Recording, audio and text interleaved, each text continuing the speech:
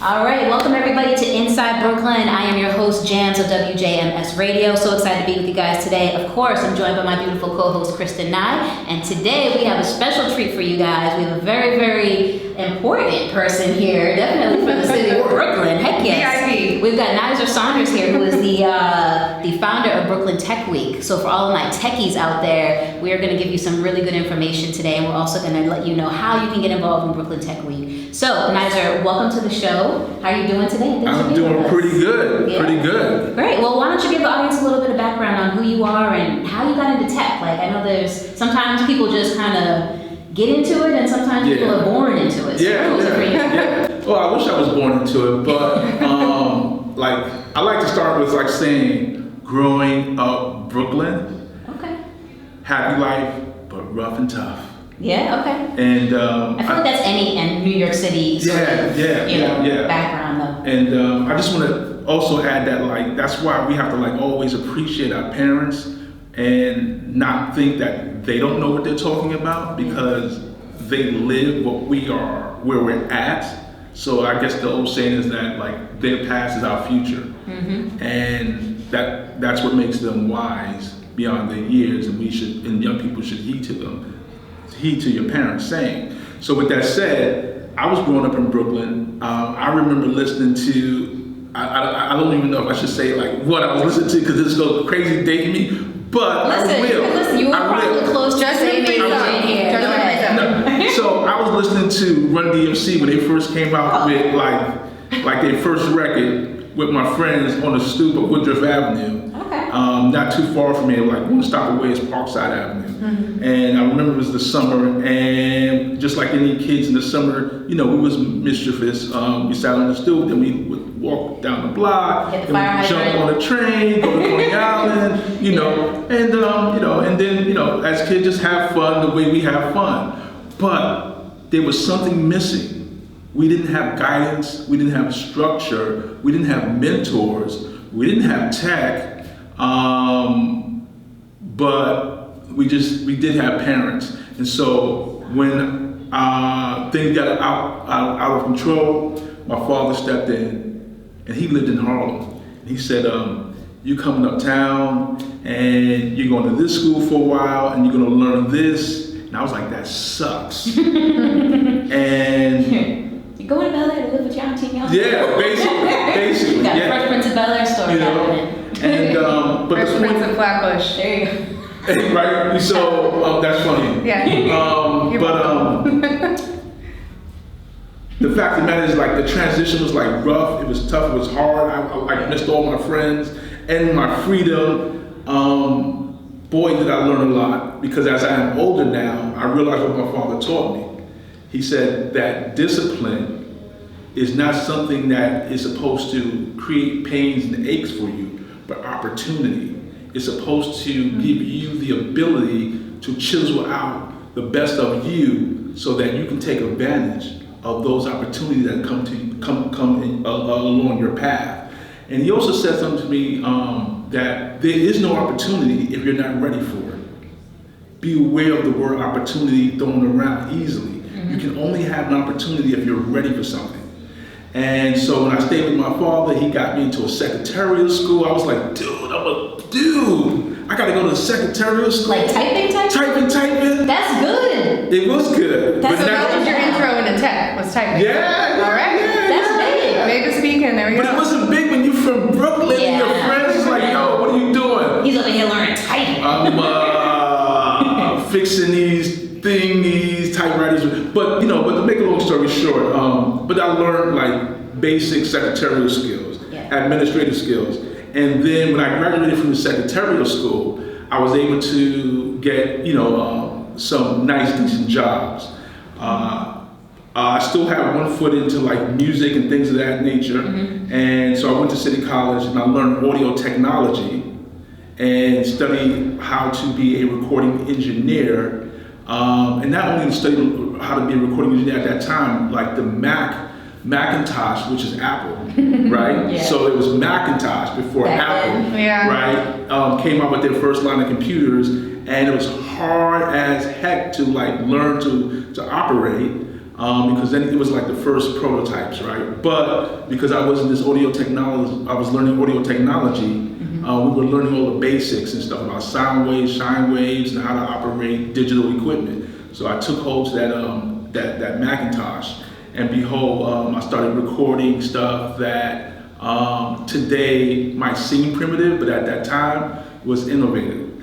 And when I left City College, I went to work in the music industry for a while. Okay. Didn't like that because the music industry is really wild and living Definitely my a father. game. Yeah. And your father ain't about that life. Yeah, my father ain't about that life, and I started to learn some things from my father, and like he taught me about principles and honor and integrity. It really started to kick in. So I was actually recruited from a media company on Wall Street called Wall Street Reporter, and they said we can utilize your audio technology skills. So I'm like 22 years old with a job on Wall Street, and we are literally breaking ground, interviewing CEOs, CFOs on the New York Stock Exchange and NASDAQ. And I was like blown away that there were so many rich people out there that own small airports and oil fields and things like that. And I got to produce these shows. So me producing these shows, I learned a lot. I learned that like if you know something, and then you pursue it and be good at that something till you become great at that something, you are the person, right? And because I'm sitting here with a woman, I want to make sure I'm not saying the man, but the man and the woman. I appreciate the person, you. right? Nizer is a modern Renaissance man. He's very, very aware. So working on Wall Street for Wall Street Reporter. I mean, a kid from the hood working on Wall Street, right? Yeah, rags to riches story. And I'm working with this guy who was a old-time financial newspaper man, like the James Jonathan from Spider-Man, real cranky, hard. With the haircut? Yeah. But I got through this guy, and he showed me a lot, trained me a lot. He said, listen, if you listen and you learn and you keep your ego outside, you'll go far. So I'm learning, right? And so here's where we fast track up to like right now. And I've learned from so many people. And I learned this important thing that when you cross bridges, you have access to opportunities. And I say that because our theme and our mission, our motto here at Brooklyn Tech Week is connecting and bridging community so the community can have opportunities into tech. And so that's our mantra. I love it. I definitely love it. Okay, so Brooklyn Tech Week is in its what? You said it's its fourth year? No, this is our second year. Second year. So first year was probably a little bit of trial and error, kind of, sort of figuring out what works, what doesn't work. So what is year two bringing to the table that's different from year one? A lot. Me not being so I don't know, under pressure. Yeah. Wait, you're not under pressure, and this thing has got 3 days and all this stuff? So here's the thing, I felt like last year, I felt like I had to do everything, and I was going to bed 3, 4 in the morning, then waking back up 7 o'clock. Yeah. And but this year I understand that you know what, you got to put it down, you got to wake up early, because the work will always be there. Yeah. And you're a lot more better when you're well rested and you're taking care of yourself. Absolutely. Yeah. Absolutely. Like I just said before we were off radio, as related to taking care of yourself, I take a teaspoon of black seed oil so that I can boost my immune system and reduce any inflammation within my body. Yeah. So Stress causes inflammation. You gotta keep that down. Yeah. So. Back to the question. So, what's new for the second week for the second year of Brooklyn Tech Week? So here's what's new. Yeah, give us a day to day. What's going down. The cool thing about the second annual Brooklyn Tech Week is that it's all about access and opportunity. And so we have 5 days of great programming, great talks, and keynote speakers and speakers in general. And day one, we execute and kick off Brooklyn Tech Week with our Urban Tech Conference. And our Urban Tech Conference deals with smart cities, clean tech.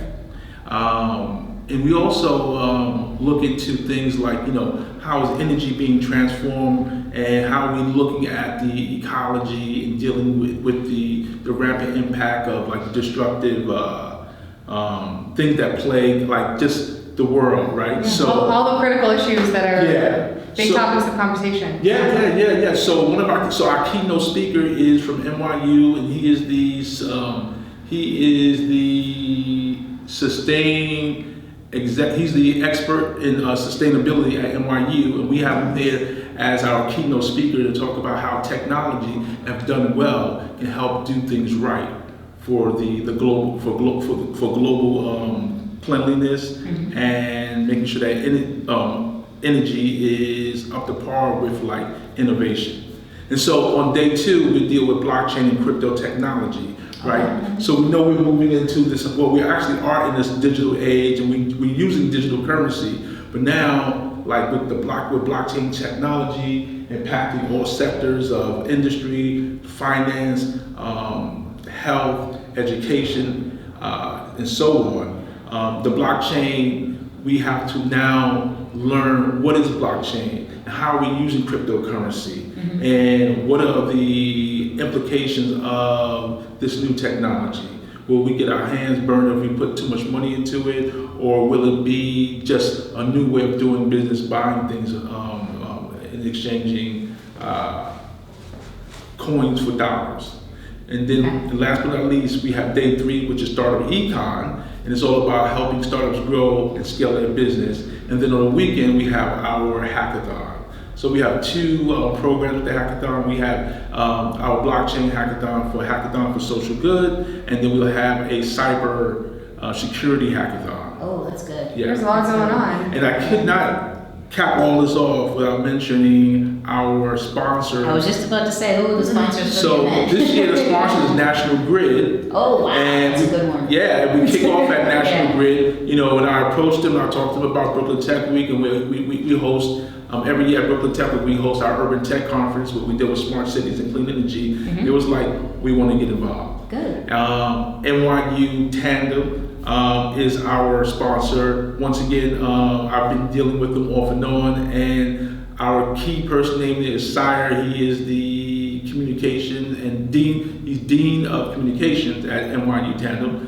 And again, he was like, Nizer, how can we support you? And so they came on as sponsors. Then the Brooklyn Law School is a sponsor. That's great. Brooklyn Commons is a sponsor. Well, Brooklyn Commons has been our sponsor for the past 2 years. They was there from day one and now, and we've bonded and formed a special alliance and partnership. That's great. So you mentioned something about one of the days of the event. You talk about the Bitcoin and the blockchain, and isn't that what differs the East Coast? Because the East Coast is typically the hub of tech, or the West Coast, was the hub of tech. But now on the East Coast in Brooklyn, we're kind of like the main people in charge of like blockchain. Like that's our thing. Yeah. Is it not? Yeah. Yeah. So with that said, here's a little trivia. Where is the largest blockchain company in New York? I'm gonna guess Brooklyn. Yeah, right. We're talking about Brooklyn. Yeah, right. In Brooklyn. All right. So Consensus is one of the largest blockchain companies in the world, Yeah. and they're here in Brooklyn. Matter of fact, they're actually in Bushwick, and they deal with not only building a blockchain platform, they deal with the cryptocurrency called Ether. And Ether is one of the largest cryptocurrencies, second only to Bitcoin. And again, amazing, right? They're here in Brooklyn.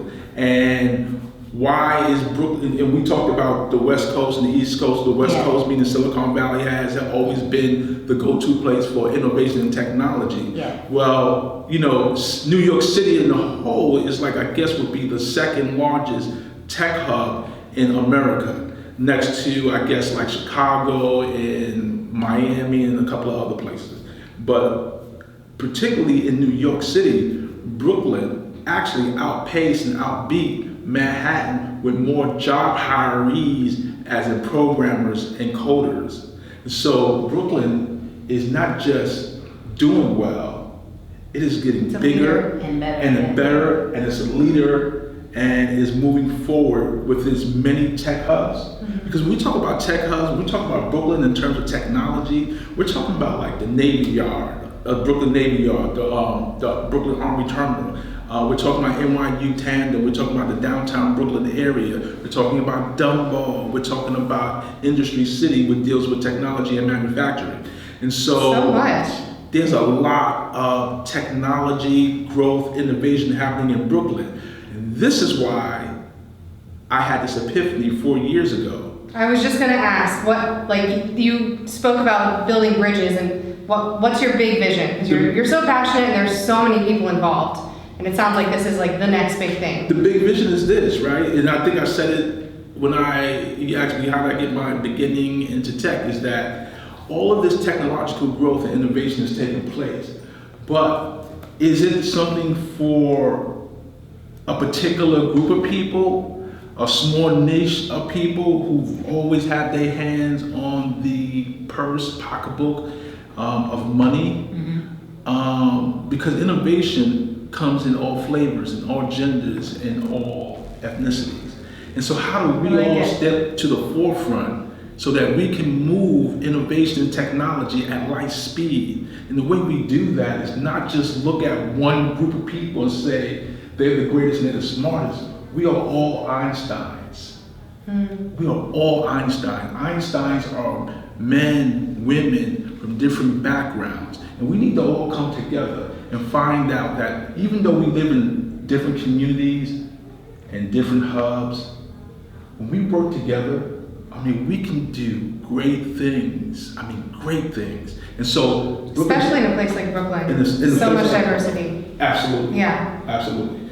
And so with that said, with Brooklyn Tech Week, with me as the founder, my vision is to make sure that we have women on these panels. Yeah. We have people of color working together. We have people from different ethnicities coming to these discussions and working together. And not only just working together during that moment, that glimpse in time, but Brooklyn Tech Week is really about ushering in partnerships thereafter. How do we do business? How do we build? How do we grow? And work with the colleges as well, right? You're involved with some. Oh, absolutely, absolutely. Yeah. So yeah, we're working with NYU. We're working with the Brooklyn Law School.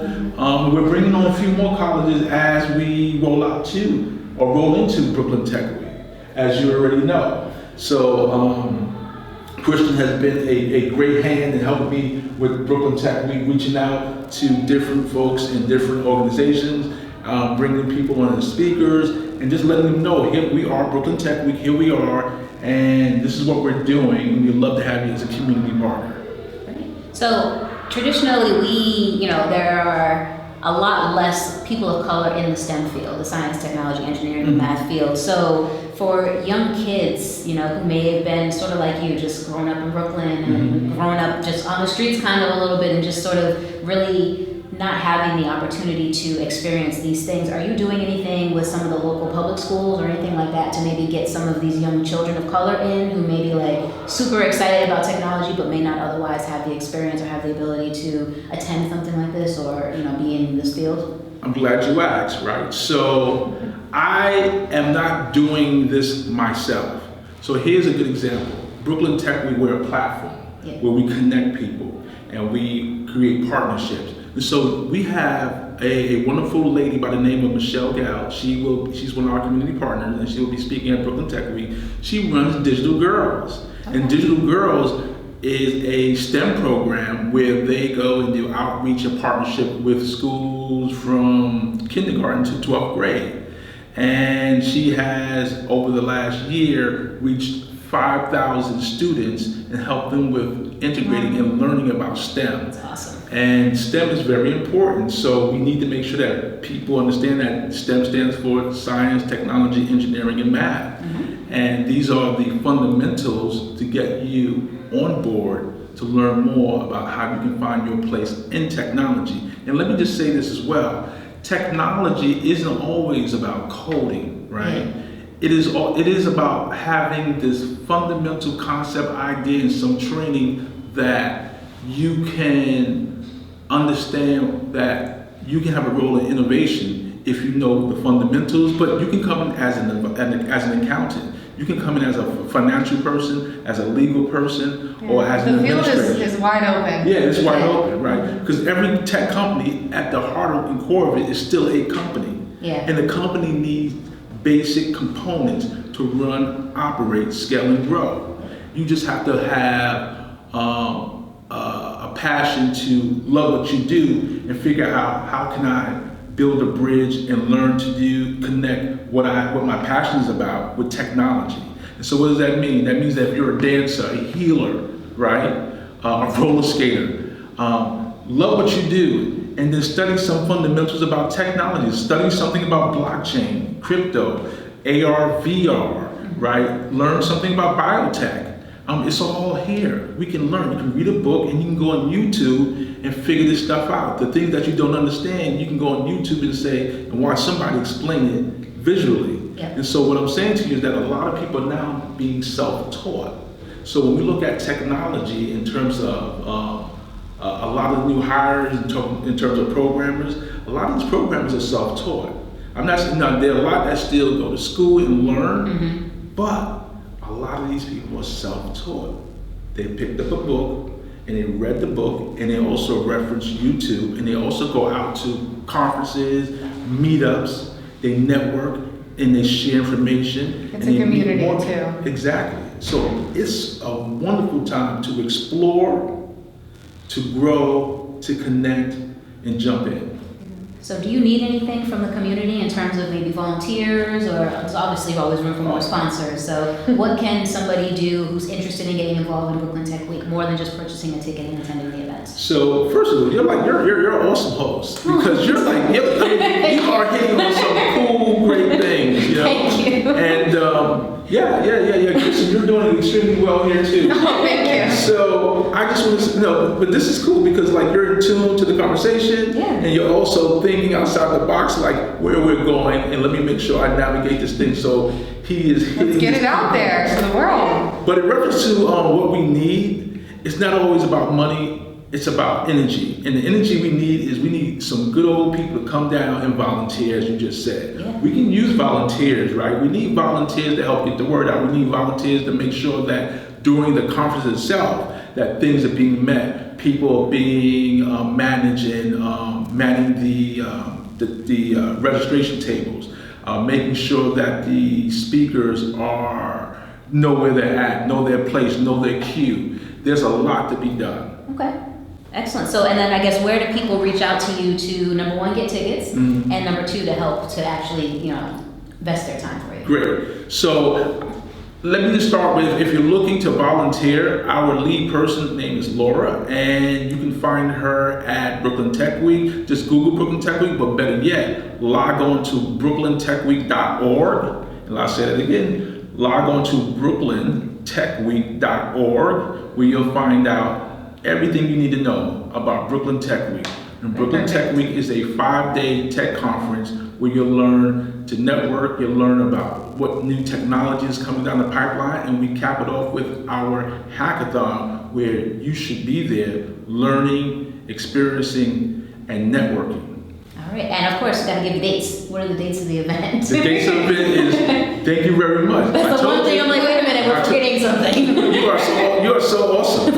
So Brooklyn Tech Week takes place between November 6th to the 10th, 2019, Great. and we're at 3 different locations. Our first location is National Grid, which is one Metro Tech Center. We'll be at the Brooklyn Law School on day 2, which is November 7th. On day 3, we'll be at City Tech College, and actually number 4 is Brooklyn Commons, where we'll host our we'll host our hackathon. And all this is on brooklyntechweek.org. All of this is on brooklyntechweek.org. And people can buy tickets there as well? People can buy tickets. So not only can you buy tickets, but half of the events are free. So how can I come up here and talk about building community and building bridges if everything has a price? Yeah. Well, actually everything does have a price. Your time.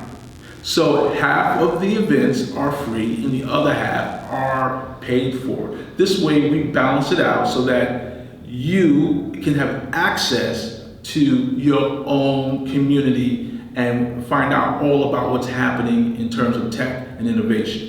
Wonderful. Excellent, excellent. Well, Nizer, thank you so much for being with us today. I'm super excited for Nice. Brooklyn Tech Week. The second year sounds like it's going to be absolutely amazing. Awesome. Yeah, so definitely keep in touch, and if I can find time to volunteer and find something that I can do, I would love to help out and help push the needle forward a little bit.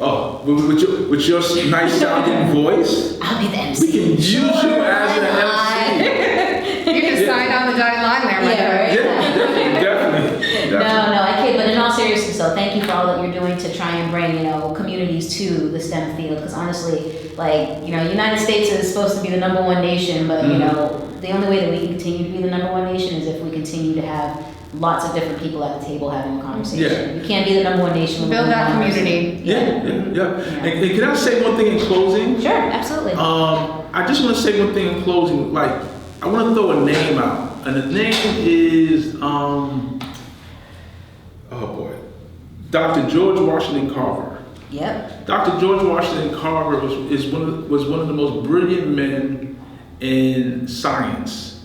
Dr. George Washington Carver actually saved the American farmlands in the 1950s when he came up with a way to use soybean and other scientific techniques to make sure that the land wasn't overworked and overused. So he found out how he can take the soybean and make 100 uses out of it.